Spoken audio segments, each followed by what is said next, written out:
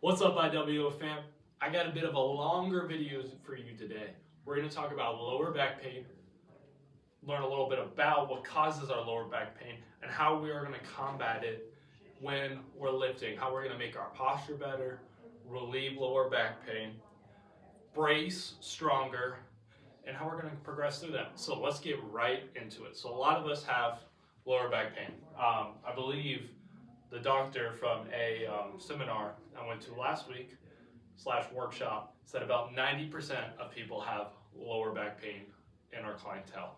So a lot of people have lower back pain. That's not an uncommon thing. So we got to work on combating that, and you've got to work on combating it as well. So when we're looking at our back, we want to think about our spine staying in line. If I'm like this, now my spine is curving. If I'm like this, my spine is curving. I don't want my back like this. That is extension right now, and I'm really working those erector spinae, which is gonna put a lot of stress on that spine. And then this, punching over like this and coming out, is also not good posture. So a little bit thinking about that. We want to think about this while we are lifting too. Posture is so important while we're lifting. The first thing we're going to go over is the bracing technique. So we want to think about our core. Your core is not just your abdomen. Your core is your abdominal wall, your pelvic floor, your erector spinae, and even your diaphragm actually. You want to think of it like a can. This is called the Valsalva maneuver. Like a can. If a can is closed, it's sealed, it's tight, no breaks in it, you can't squish that. But if the can's opened or there's a hole in it or something, easy to smush it. Think of like a can crusher. You can't crush it when it's full, but when it's broken, you can crush it. Your core is the same way. That's where we get our stability from. A lot of the times when you hurt yourself when you're lifting, especially in the lower back, it's because your core is not tight. So the way we want to do this is you should be breathing into your core, pushing the diaphragm down into the pelvic floor and expanding. So when I'm breathing, see if you can see it's a little hard with my shirt, but I'm going.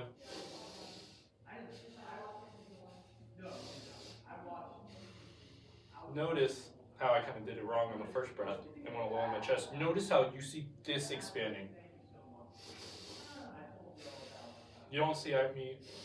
I'm not breathing through my chest, I'm breathing through my core and bracing. So how do we go about this? We're going to go through a few different positions how we can progress. This is something you can do every day, any day. It's great stuff. We're going to start in first position is what this is called. It's sort of like a child's pose on your forearms. So when I'm down in this position, sitting back, this is working on pushing the abdominal wall into your legs. So I want to think about my lower abdomen pushing into my legs. I want to breathe in through the nose.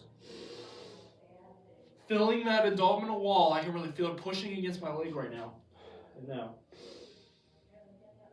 nice and controlled breathing.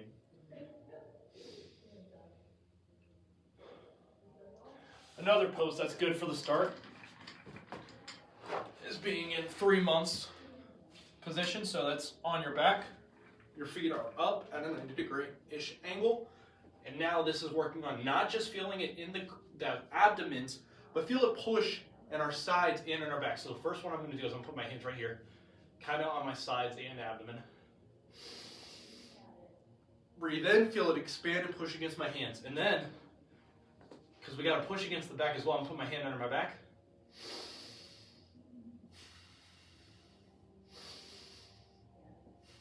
Feeling that back tighten it, push against the wall as well. So now you might be wondering, why do we do that?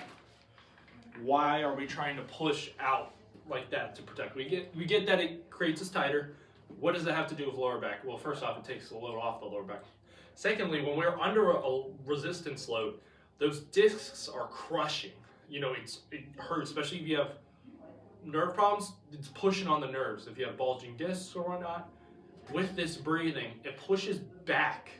Your core being tight pushes back against the spine, opening those discs up, giving them room to breathe, which honestly feels good, especially if you have lower back pain or have bad posture. When you do this after a session, you're like, wow, I feel a lot better. So moving on, we're going to go into some other progression poses. Next one is called the quadruple pose. Quadruped. Wow, I can't talk. That's why I teach exercise. So we're gonna be in this position right here. Very similar to first position. Arms are pressed against the floor like this.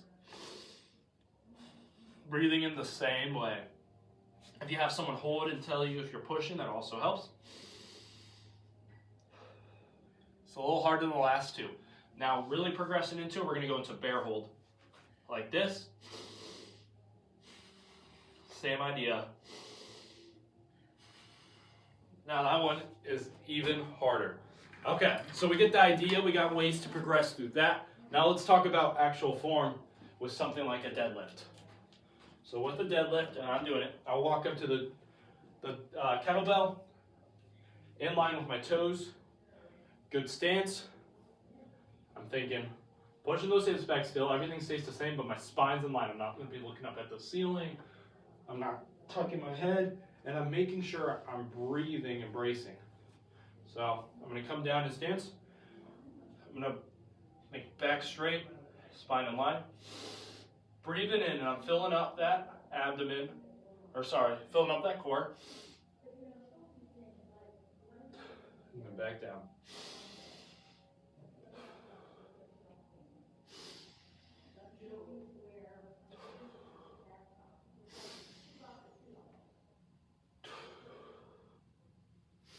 Just like that. Now, one thing we went over in that seminar I went to is that with people with back pain, back problems, herniated discs, whatnot, it's good to do actually single side stuff. Why?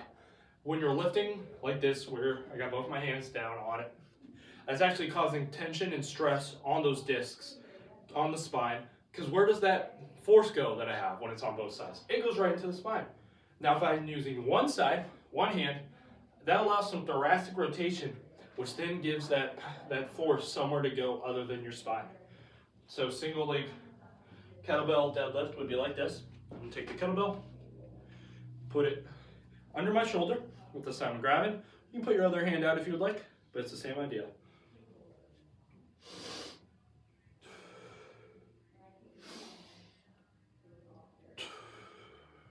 Just adds a little rotation in there. Just like that.